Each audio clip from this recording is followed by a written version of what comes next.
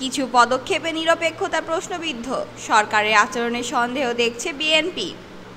গণতন্ত্রের পথে কি ভাঙছে জাতীয় ঐক্যের ভিত? সরকারের আচরণে সন্দেহ, বিএনপি বলছে আসল প্রশ্ন এখন নিরপেক্ষতা। বিএনপি 9 মাসেও পূরণ হয়নি জনগণের প্রত্যাশা, জাতীয় ঐক্যে দেখা দিয়েছে ফাটল। গত 9.5 মাসে জনগণের আশা আকাঙ্ক্ষা কতটা পূরণ হয়েছে, এটি এখন বড় এক প্রশ্নচিহ্ন হয়ে দাঁড়িয়েছে বলে মনে করছে বিএনপি। দলটির ভাষ্য, ফ্যাসিবাদ বিরোধী যে জাতীয় ঐক্য গড়ে উঠেছিল তাতে ধীরে ধীরে ফাটল ধরতে শুরু করেছে।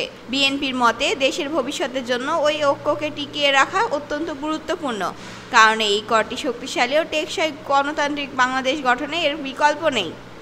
তবে সরকারের সাম্প্রতিক কিছু পদক্ষেপ জনমনে সরকারের নিরপেক্ষতা নিয়ে সন্দেহের জন্ম দিয়েছে বলে দাবি করেছে দলটি।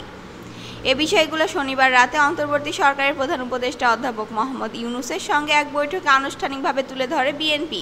যমুনায় অনুষ্ঠিত সেই বৈঠকে বিএনপির পক্ষ থেকে একটি 3 পৃষ্ঠার লিখিত বক্তব্য প্রদান করা হয়। বৈঠকে বিএনপির 4 নেতা অংশ নেন। নেতৃত্বে ছিলেন দলের স্থায়ী কমিটির সদস্য খোন্দকার মোশাররফ হোসেন। তার সঙ্গে ছিলেন আব্দুল মঈন খান, আমির খসরু মাহমুদ চৌধুরী ও সালাউদ্দিন আহমেদ। বিএনপির অভিযোগ, নিরপেক্ষতা নিয়ে প্রশ্ন, বিতর্কিত উপদেষ্টাদের সরানোর দাবি। বিএনপি বলছে 16 বছরে ফ্যাসিবাদ বিরোধী আন্দোলনের ধারাবাহিকতায় 2024 সালে ছাত্র জনতার গণ অভ্যুত্থানের মাধ্যমে বাংলাদেশ ফ্যাসিবাদ মুক্ত হলেও গত 9.5 মাসে জনগণের প্রত্যাশা পূরণ হয়নি। দলটির দাবি, জাতীয় ঐক্যে ফাটল ধরছে, যা একটি শক্তিশালী গণতন্ত্র গঠনের পথে বড় বাধা। তাদের মতে অন্তর্বর্তী সরকারের উচিত ছিল সর্বোচ্চ নিরপেক্ষতায় বজায় রাখা, কিন্তু সাম্প্রতিক কিছু কর্মকাণ্ডে জনমনের সন্দেহ তৈরি হয়েছে। মানবিক করিডোর ও চট্টগ্রাম বন্দর নিয়ে সরকারের ভূমিকা নিয়েও উদ্বেগ প্রকাশ করেছে বিএনপি।